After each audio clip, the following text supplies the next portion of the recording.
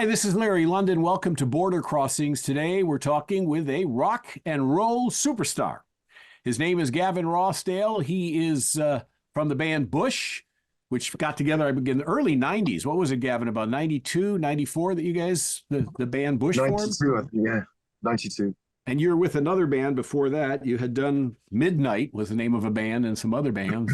Yep, I did two other bands. I did one band, Midnight, when I first began, and then I did another band, which kind of finding out what sort of band I wanted to be in. And then everyone left, and I formed Bush. Full Bush. I like the sound of it. So what got you into rock music? What got you into this industry? Through, but weirdly tenacious and just held on and just, I don't know, the very things that held me back became the very things that made me, such things like my voice. You know, I first began, I was learning how to sing. So yeah, the thing is that when I began to write songs and write words, I felt a great connection to that. You know, it was like, felt really good, like having a tap, an emotional tap. You can just like let the pressure off by just writing stuff down. And I was surprised at how giving myself a voice was a really beneficial thing for me. You know, when I was growing up, people talk about tell your truth, speak in your own voice, all that kind of stuff. You know, I mean, when we were kids, that didn't happen. You know, you get kicked around and called by Rossdale this, Rossdale that, really impersonal and hard and cold English. So the writing became something that was a really great pressure valve. Did you write poems first, or did you always just start off writing songs? No, I'd write songs. I studied English at school, so I'd write poems, but I never really understood poems that were super esoteric. And like, I remember we had a poetry assignment from school, and I wrote the poem about the winos that I would always see on my way home from the tube station for the metro. And I'd see the same guys every day, and they just sit there and they drink the special brew, which is the really strong cider, strong beer in England, and then anything they could drink, but they drink the special brew, and that was always like, wow. And I saw them every day, so I'd chat with them and talk to them, and so I wrote my first poem was about the wino. And when I went to school, it was a bit like they were like, oh, we're not expecting it to sort of real life, not meant to be gritty, it's sort of meant to be. I wandered lonely as a cloud, you know.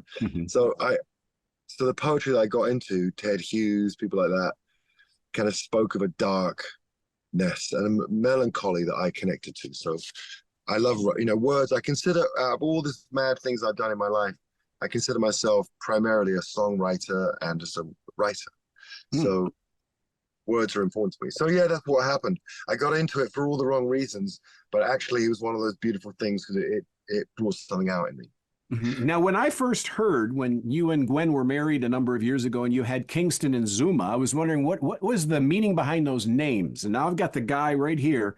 How did you come up with the names Kingston and Zuma? There must be a story. Kingston was when I was with Gwen, we'd been in Jamaica, and we held on to the name for 6 years, but we were in Jamaica when she was working on her Rocksteady record. And we went through Jamaica, and I don't know how it came up, but I think she said to me at some point, that'd be such a great name. Do you like it? I said, yeah. And we didn't tell anyone and kept it quiet for 6 years. Because now we do come across a few Kingstons here and there. Zuma was, it was something, Zuma Beach, a beautiful beach.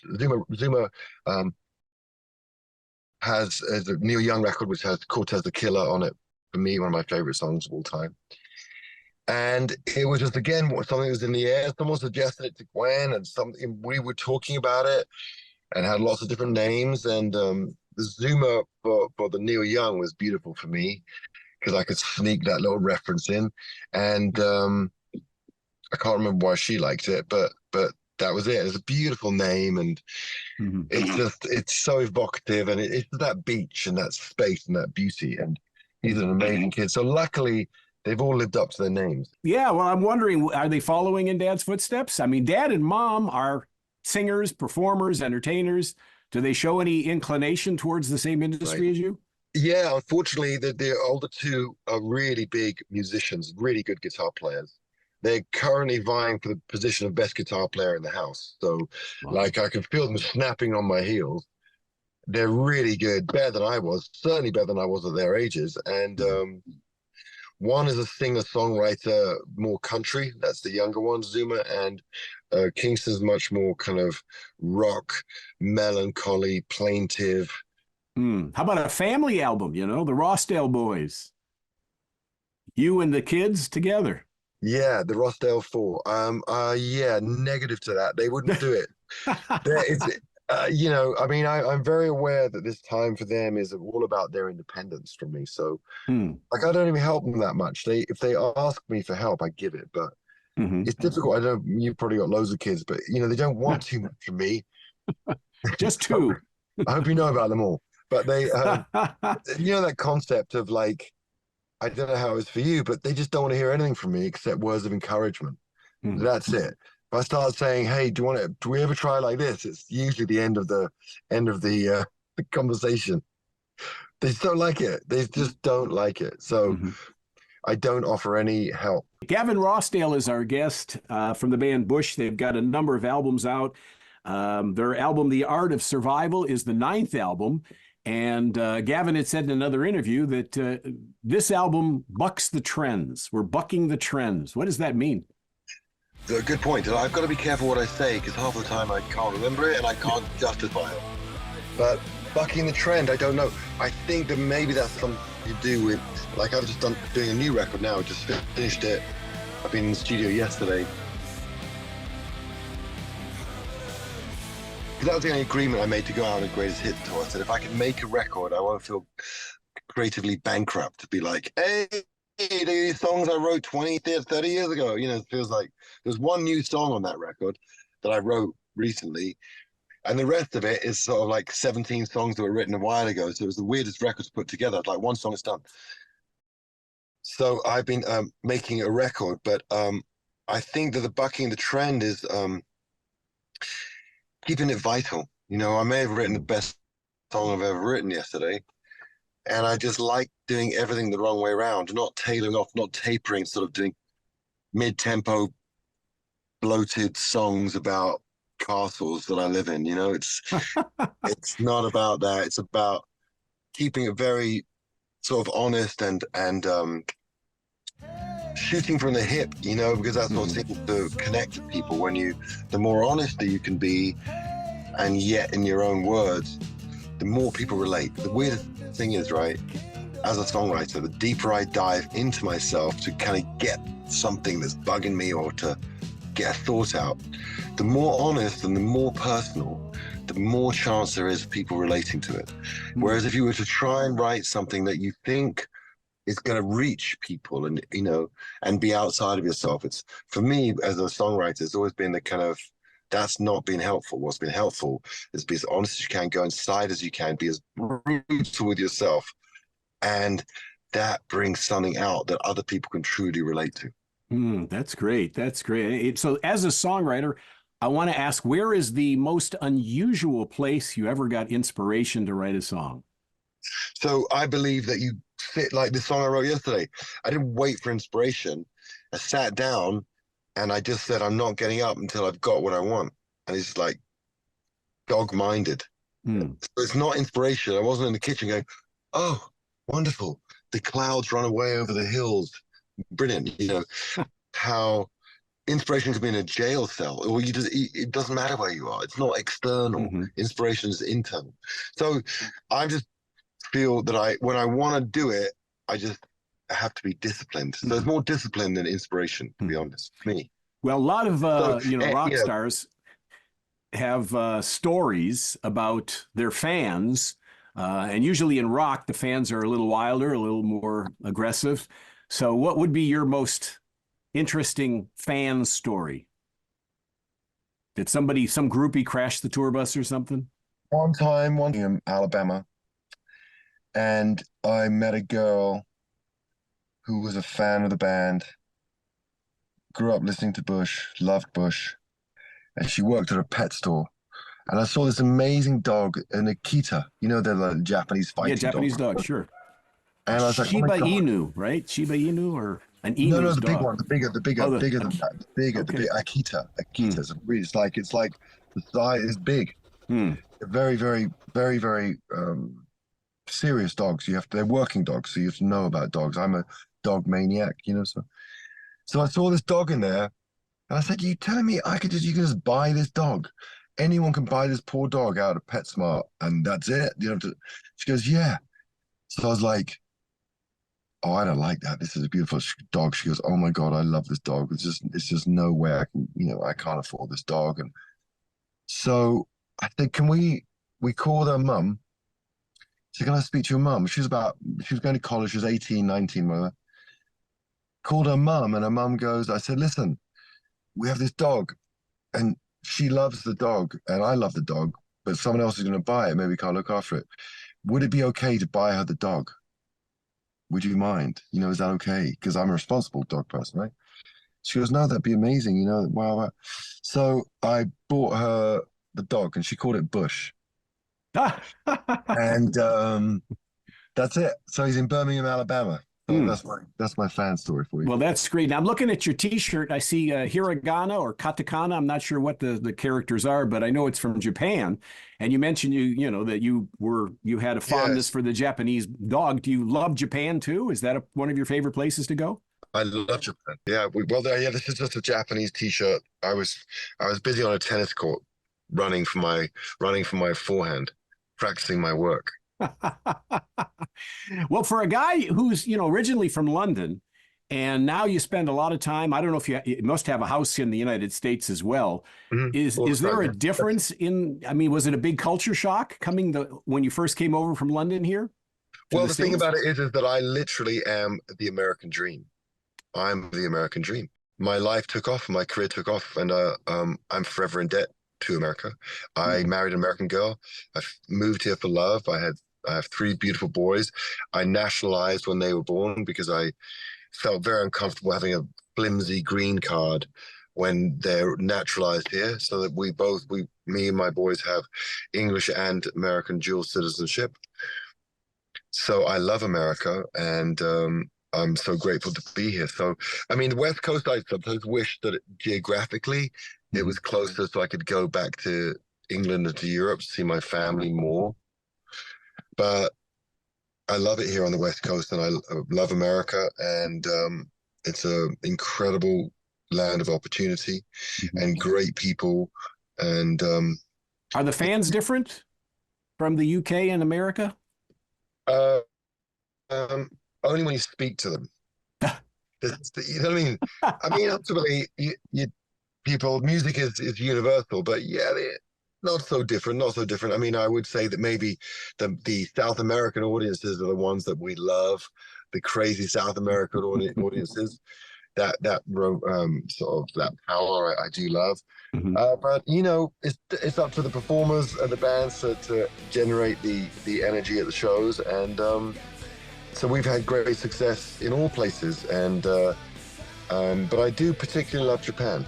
Yeah, exactly. And I was going to say that Japan audiences are a little different. I mean, they're very disciplined. They leave in an organized manner when they leave the venues usually, and they're I also heard this paying. the other day. You know this fact? The Japanese culture to me is just the greatest culture. I lived there for 2 years. One is so lucky. So I was reading the other day that the Japanese practice that when you arrive, if you arrive early at work, you park the furthest away to allow the people that are late to come in and park close. And that just sums it up for me. It just sums it up. It's so thoughtful. I mean, the problem with the world, you could say, is that people don't care about other people enough. People are so selfish. But what a great culture to have that as a sort of an MO, just a way that you should be. Hmm. Beautiful, don't you So think? And tell me about this new album because you've got an album that's done. yeah. You just finished it. Mhm. So I'm very interested to hear about the new album. Is it more of the same Bush sound, heavy metal, hard rock that we've come to know, or Yeah, but I've just written a song yesterday that's really soft and very, very emotive, and so that's not hard at all. But it's just I like the spirit of it, and going back to that bucking the trend, going back to it. the idea is to make records that are sort of super aggressive emotionally. You know what I Mhm. mean? Not like I'm not a screamer. No one's getting my records. I'm like screaming away, but it does get going. And if you, it's going to get your pulse racing because I don't want to. I want to make sure that all the records we make from now on in until we finish are going to be spirited and full of energy and full of vibe. You know what I mean? And not phoning it in. So I done a new record. I sort of like, yeah, I don't, you don't care as much about or isn't quite as good. Because again, it goes back to the kids. Like you said about the being in a band together. Like I would never do anything really creative. It's horrible. But I do want them to respect what I do. Mm. And I do want them to be, and to be able to play their songs or have my song come on the radio when they're with their friends and not be embarrassed. Like, you know what I mean? If it was like crappy, Mm. sorry, kid. So I want to, they're like, oh my God, it's amazing, Dad. My son is 18. He saw my show, the loaded one. He's never said anything to me. He goes, oh my God, that show was amazing, Dad. Show was Mm. really amazing. Now I've waited so long for him to say that because I don't say, hey, do you like the show? I never ask people that stuff. But he's been limited with his praise, and yet he loves all the rock, he loves all the bands. But I think I'm a blind spot for him because I'm his dad. So, but he Mm. did like the show, so Mm. that was very thing. So anyway, new record is called "I Beat Loneliness." I Beat Loneliness. What was the inspiration of that title? Why did you pick that song title? Um, because I think that everyone is struggling the whole time, and it's funny because when I reflect on the career that I've had and the songs that I've written, they do say that most people write one song over and over. And my theme that I've always dealt with is sort of people's mental health and their feelings and the kind of the landscape of the landmines of hurt that we all live through and the everybody has so much broken stuff that they just sort of put the faith on, go out and deal with it. But that everybody having these crazy triggers, you see that suicide rates are insane. Suicides among the military, the ex-military. It's just men 3 times more likely to commit suicide as women.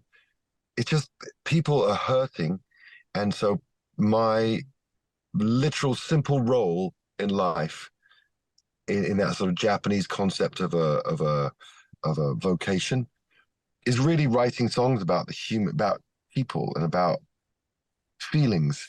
And it's funny because when I began, it wasn't like that. You could just I complain and in songs, but I always wanted to have this sort of sense of hope, this sense of of help and support and close community and people and love and friendship and kindness. And so I've written like that. So I Beat Loneliness is just probably the best title I've ever written because of course it's self-fulfilling in its in impossibility. When's it coming out? In the new year.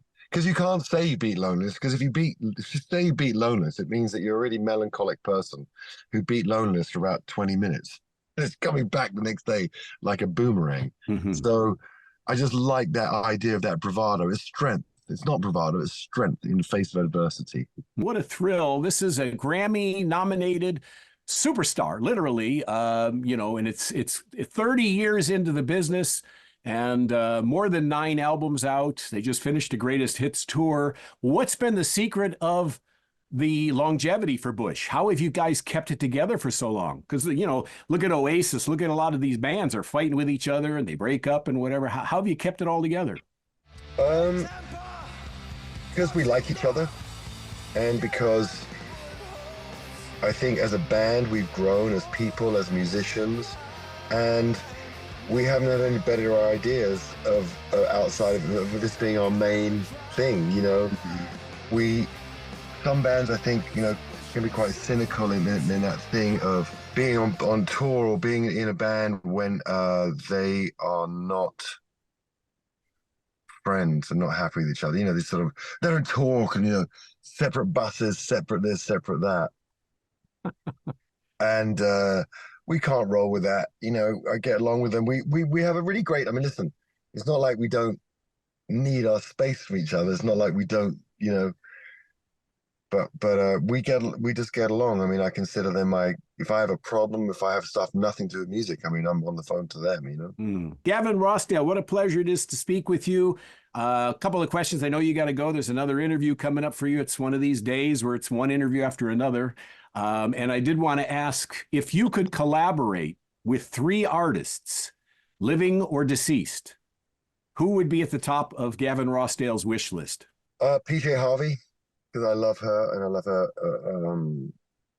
everything about her. And it was unfortunate because the other night she played in Los Angeles at the Greek, and someone invited me to go and have tickets, you know, and I didn't have anyone to help me look after my boys. So I was like, oh, I was really torn. So PJ Harvey would be one. I think that, yeah, you know, of course, it'd be incredible to play with Prince, to work with Prince, play with Prince. And then on a final rando kind of understanding, it would be someone like, let's think about this. I mean, I think it'd be so fun to do something wild with, write a song with James Hetfield. Crazy riffs. From Metallica. Mm-hmm.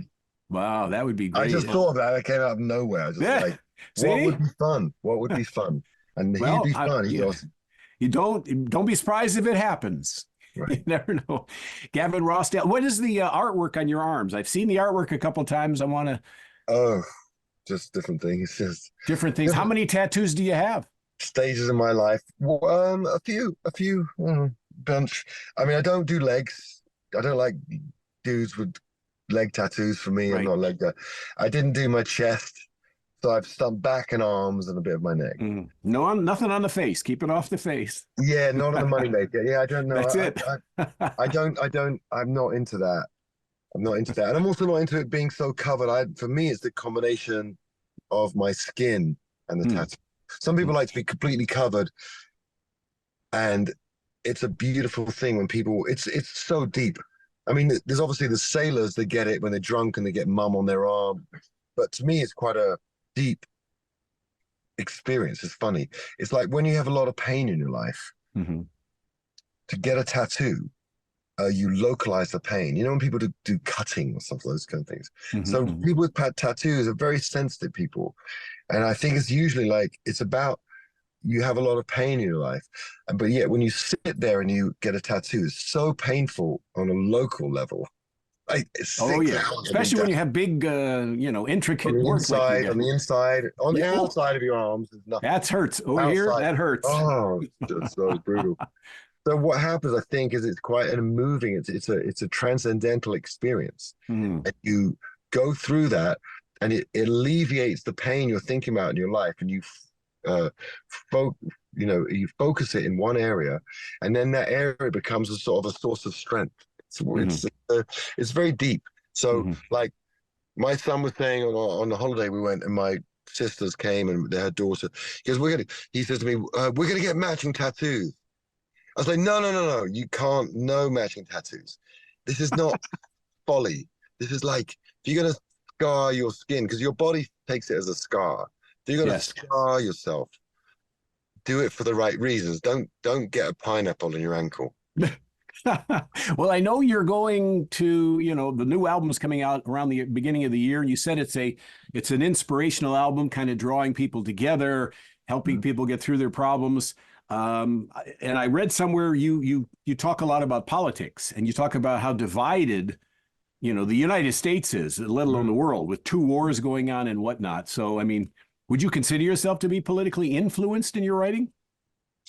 I mean, I've always had political elements in there, but my trick, my party trick, has always been to personalize them, and I mean, it's not for me to get onto a side or tell. I've never been in a situation of telling what people should do. So I think it's more like suggestive. And my politics, I don't feel that it's right to put my ideas down people's throats. I do think that it's good to reference things in there. I reference after Charlottesville and the rally where the person was killed by the guy driving into the rally. beginning of the Black Lives Matter. I've had Bomb on the very first record. 16 Stone was written about the IRA and the Protestant thing, but only in the context of someone going shopping. And it wanted to buy shiny red things. I thought I'd be with you until the end. And this bomb goes off. I grew up around, there were bombs when I was growing up, going on in London between the IRA. I lived in an area where you'd have to see the Orange Day Parade. So you'd see the Protestants, you'd see the Biddy Mulligan's, which was a famous IRA pub. When we were kids, we'd go in there to play Space Invaders and stuff. But it's really heavy, like we were kids, 12, 13 years old, sneaking in to play the machines. But those were heavy pubs. You couldn't go in there unless you were IRA. So wow. I've had that in my DNA. And so, but in terms of like now, for instance, in America, all I have said a lot is this is the beauty of music, that it transcends politics. Because I will have people at the show who believe one way, and I will have people on my show who believe the other way. There's common sense in the middle. There is common sense in the middle where everyone has a logic. But when it gets really cynical and it's self-serving for the idea of the party versus the actual thing they're talking about, that's where it loses me. You can't just be blindly one thing or the other. It really is, should be issue driven, what you do. Where can people get the new album? How can they? I mean, I'm sure Amazon, iTunes, everywhere that you can buy music. I got to finish it first. I got to mix it, and then press it. So it will be, I think, early next year. Early next year. That's great. That's excellent. And for the benefit of our worldwide audience, of which there's 350 million people in 100 countries, and the military who are tuned in, I want to give you a chance to send a shout out, to send your message to the people. Okay, well, to all the men and women around the world keeping us safe, we thank you for your service, first off.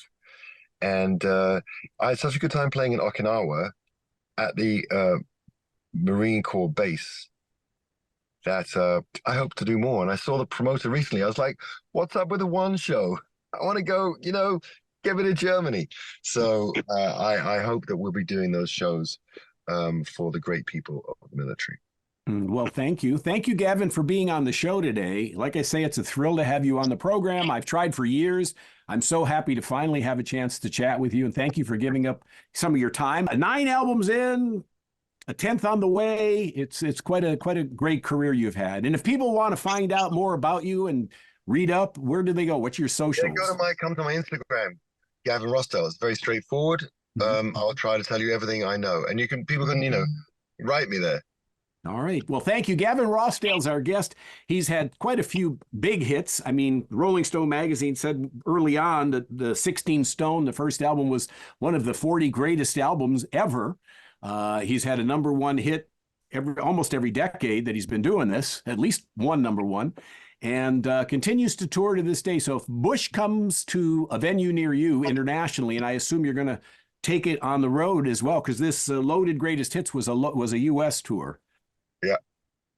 Yeah, that's what we're looking at for the summer. That's what we're making the plans, always trying. Thank you very much, Gavin, for joining us. This is Border Crossings, and you're watching VOA TV.